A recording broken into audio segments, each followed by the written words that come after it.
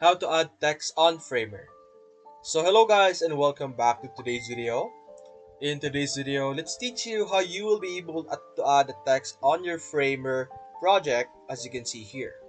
So simply open the website that you want to use or add a text to. Now over here as you can see we have our canvas and we have our template of a website over here.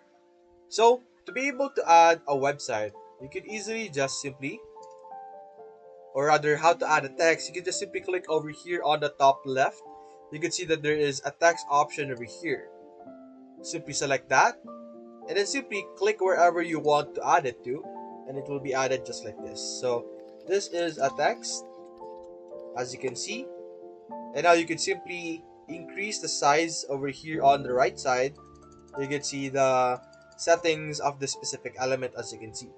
You can play around with the styles, the font, the weight, the color, everything related to this text over here on the right side.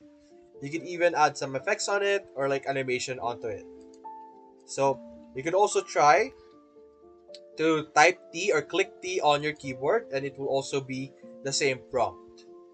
So that's basically it guys. If you consider leaving a like and subscribe, thanks for watching.